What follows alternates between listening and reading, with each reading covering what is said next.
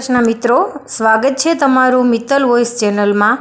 આજના વિડીયોમાં આપણે સાંભળીશું ગરુડ પુરાણ અધ્યાય 8। પક્ષીરાજ ગરુડે ભગવાન નારાયણથી પૂછ્યું કે મનુષ્યને મર્યા પછી કયા પ્રકારે સદગતિ મળે છે અને મરતો પ્રાણી કયા પ્રકારથી કૃત્ય કરે છે અને કેવા કાર્ય કરવા જોઈએ। ગરુડના આ પ્રશ્નના જવાબમાં ભગવાન નારાયણે કહ્યું કે જ્યારે કર્મના વશીભૂત થઈને અંતિમ સમય આવી જાય તો એ સમયે મનુષ્યને જોઈએ કે તુલસીની પાસે ગોબરનું મંડળ બનાવે અને પછી તલોને ફેરવીને કુશાને હળવું એવું આસન બનાવે અને પછી શાલિગ્રામની શિલાની સ્થાપના કરે, કેમ કે તુલસીના ઝાડની છાયા જ્યારે મળી જાય છે ત્યારે મરવાથી મુક્તિ થાય છે। તુલસીનું વૃક્ષ જે ઘરમાં હોય છે ત્યાં યમરાજ નથી પહોંચતા। જે મનુષ્ય તુલસીના દળ મુખમાં રાખીને પ્રાણ ત્યાગ કરે છે તે પુત્રહીન થવા પર પણ મૃત્યુલોકને પ્રાપ્ત થાય છે। તલ ભગવાનના પરસેવાથી ઉત્પન્ન છે, આથી પવિત્ર છે અને કુશ મારા રોમની વિભૂતિ છે। કુશાના મૂળમાં બ્રહ્મા, વચ્ચે જનાર્દન અને આગલા ભાગમાં શંકર વિદ્યમાન છે, આથી કુશ, અગ્નિ, બ્રાહ્મણ અને ગાય આ વારંવાર કામ લાગવા પર પણ અપવિત્ર નથી થતા। આ બધા નિર્માલ્ય હોય છે। મનુષ્યને જોઈએ કે છાણથી લીપેલા સ્થળ પર મનુષ્યને સુવડાવે, પલંગથી ઉતારીને તેને નીચે સુવડાવે, ખાટલાથી ઉતારીને એની જરૂરી છે કે પિશાચ, રાક્ષસ, ભૂત, પ્રેત, યમના દૂત ખાટલા વગર લીપેલા વગરના સ્થાનમાં પ્રવેશ કરી લે છે। એના પછી લીપેલી ભૂમિ પર સુવડાવવાથી મરવાવાળાના મુખમાં સ્વર્ણ અને રત્ન નાખે, પછી ચરણામૃત પીવડાવે, કેમ કે જે વ્યક્તિ શાલિગ્રામના દર્શન કરેલા જળને એક બુંદના રૂપમાં પણ લે છે તે પાપોથી છૂટી જાય છે। એના પછી ગંગાજળ પીવડાવે, કેમ કે ગંગાજળ બધા તીર્થોના પુણ્ય ફળ આપનારું હોય છે। હે ગરુડ, જેમ અગ્નિને મેળવીને રૂ સળગી જાય છે એવી જ રીતે ગંગાના જળથી પાપ નષ્ટ થઈ જાય છે। જે રીતે નદીઓમાં સ્નાન કરવામાં મનુષ્ય પવિત્ર થાય છે એવી રીતે ગંગાના દર્શન અને નામ લેવા માત્રથી પવિત્ર થઈ જાય છે। મરતા સમયે જે વ્યક્તિ ગંગાનું જળ પીને ગંગાનું ઉચ્ચારણ કરે છે તે વિષ્ણુ લોક જાય છે અને મોક્ષને પ્રાપ્ત કરે છે। તેથી ગંગાનું ધ્યાન કરવું ખૂબ જરૂરી છે। શ્રીમદ ભાગવતની કથા સાંભળવી પણ મોક્ષ અપાવે છે। વેદ અને ઉપનિષદોનો પાઠ તથા શિવ અને વિષ્ણુ સ્તોત્રથી મરવા પછી મૃત્યુ મળી જાય છે। હે ગરુડ, મૃત્યુના સમયે મનુષ્યને અનશન વ્રત કરવું જોઈએ અને પોતાના મનમાં એ વિચાર કરીએ કે મેં સંન્યાસ લઈ લીધો છે એવો વ્યક્તિ ફરી ઉત્પન્ન થાય છે। આ રીતે ધર્માત્માના પ્રાણ ઉપરના છિદ્ર દ્વારા નીકળે છે। જે લોકો સુકૃતિ હોય છે તે પોતાના પ્રાણોનું વિસર્જન મુખ, આંખ અને કાન દ્વારોથી કરે છે। યોગી લોકો તાળવાના છિદ્રથી પ્રાણ છોડે છે। આ રીતે હે પક્ષીરાજ, કાળથી ઠેસ ખાધેલું આ શરીર ઈશ્વરરૂપી વાયુથી નીકળી જવાથી આધારહીન ઝાડની જેમ થઈ જાય છે। પ્રાણોના ન હોવા પર આ શરીર અસ્પર્શ્ય અને દુર્ગંધયુક્ત થઈ જાય છે। આથી ક્ષણ માત્રમાં નષ્ટ થવાવાળા આ શરીરનું ગર્વ ના કરવું જોઈએ। જે મનુષ્યમાં જે 5 તત્વ હોય છે તેઓ અલગ અલગ પૃથ્વીમાં પૃથ્વી, જળમાં જળ, પવનમાં પવન, હવામાં હવા અને તેજમાં તેજ વિલીન થઈ જાય છે।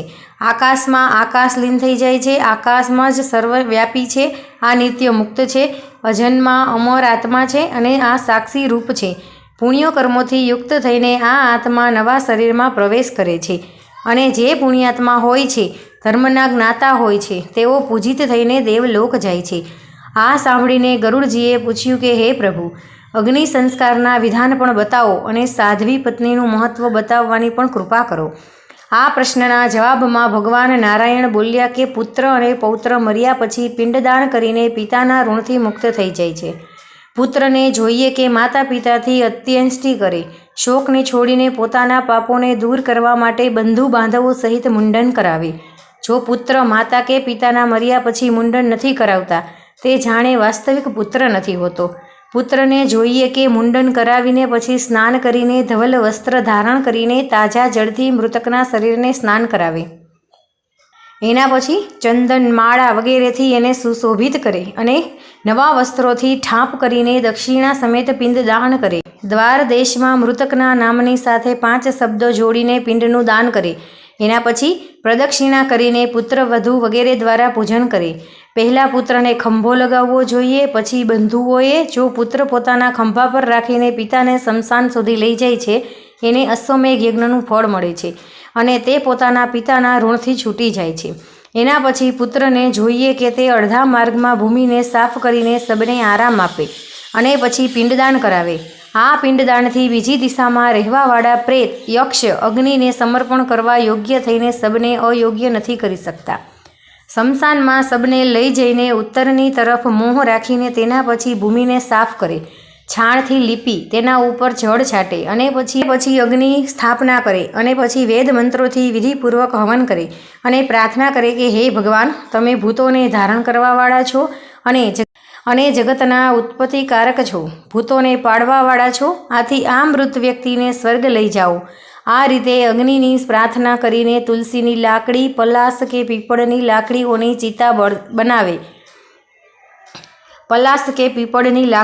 ચિતા બનાવે અને પછી મૃત શરીરને ચિતામાં રાખીને ચિતાના શબમાં હાથ પર એના નામ સાથે પ્રેત લગાવીને પિંડદાન કરે. મનુષ્યને જોઈએ કે તે 5 પિંડ દાન પછી શબને સળગાવવાનો ઉપક્રમ કરે. જો તે 5 પિંડ દાન નથી કરતો તો ભૂત વગેરે વિઘ્ન પેદા કરી શકે છે. એના પછી પુત્રને જોઈએ કે તે અગ્નિહોત્રીને સાથે લઈને શબમાં અગ્નિ લગાવે. જે લોકો પંચકમાં મરે છે તેમને સદગતિ નથી મળતી. પંચકમાં દાહ ન કરવો જોઈએ. 5 નક્ષત્ર દાહના યોગ્ય નથી હોતા, પરંતુ આ 5 નક્ષત્રોના વિઘ્નોને દૂર કરવાના ઉપાય છે અને વિધિપૂર્વક દાહ તથા દોષોથી શાંતિ થઈ શકે છે. હે ગરુડ, મરવાવાળાની પાસે 4 પૂતળા રાખવા જોઈએ. કુસાના બનેલા આ પૂતળા દ્વારા મંત્રિત હોય છે. પછી સોનું તપાવીને તેમાં 4 નક્ષત્રોના નામ અંકિત કરવા જોઈએ અને પછી તેમાં પ્રેતાજયત મંત્રથી હવન કરવો જોઈએ. તેના પછી સબનું દાન કરવું જોઈએ. તલનું પાત્ર, સોનું, ચાંદી અને કાંસ્ય પાત્ર ઘનિષ્ઠતાદી નક્ષત્રોમાં ક્રમની દોષની શાંતિ માટે દાન કરવું જોઈએ. શાંતિ વિધાનથી જે થાય છે તેમાં કોઈ વિઘ્ન નથી હોતું અને મૃતાત્માને સદગતિ મળે છે. આ પ્રકારે પંચકમાં દાહ કર્મ કરવામાં આવે છે. જો પત્ની પતિની સાથે ચિંતામાં જવા માંગતી હોય તો તે સ્નાન કરે, યોગ્ય રીતેથી તૈયાર થાય અને પછી ગુરુને નમસ્કાર કરે તથા ભક્તિ કરે અને પછી શરમ છોડીને સ્મશાન ભૂમિ તરફ જાય. ત્યાં સૂર્યને નમસ્કાર કરીને ચિતાની પરિક્રમા કરે અને પછી તેને ફૂલની પથારી સમજીને તેના પર ચડે અને પતિને પોતાના ખોળામાં સુવડાવે અને પછી ગંગા સ્નાન સમાન પોતાના શરીરને સળગાવે. ગર્ભિણી સ્ત્રીને પતિની સાથે ના સતી થવું જોઈએ. જે નારી પતિના શરીરની સાથે સતી થાય છે તેનું શરીર તો સળગે છે, પરંતુ આત્માને કષ્ટ નથી થતું. તે નારી પોતાના પાપોના સળગાવી દે છે. જે રીતે ધાતુથી તપાલેલા લોખંડના પિંડથી ધાતુ નથી સળગતી, એવી જ રીતે સ્ત્રી સળગતી નથી બલકે શુદ્ધ થઈ જાય છે. એની આત્મા પતિની આત્માની સાથે એકમેવ થઈ જાય છે. પતિની સાથે મરવા પર તે પતિમાં જ મળી જાય છે, પરંતુ જ્યાં સુધી તે પોતાના શરીરને નથી સળગાવતી ત્યાં સુધી શરીરથી ક્યારેય મુક્ત નથી થતી. પતિને મરવા પર જે નારી પોતે સતી કરે છે તે સ્વર્ગલોકમાં જાય છે અને જ્યાં સુધી 14 ઇન્દ્ર રહે છે ત્યાં સુધી તે પતિની સાથે વિહાર કરે છે. પતિની સાથે સતી થવાવાળી સ્ત્રી પોતાના કુળોને પવિત્ર કરે છે. મનુષ્યના દેહમાં જેટલા રોમ છે તે પોતાના કાળ સુધી આનંદ કરે છે. પછી તે વધારે આયુ લઈને નિર્મળ કુળમાં ઉત્પન્ન થાય છે અને એ જ પતિને પ્રાપ્ત કરે છે.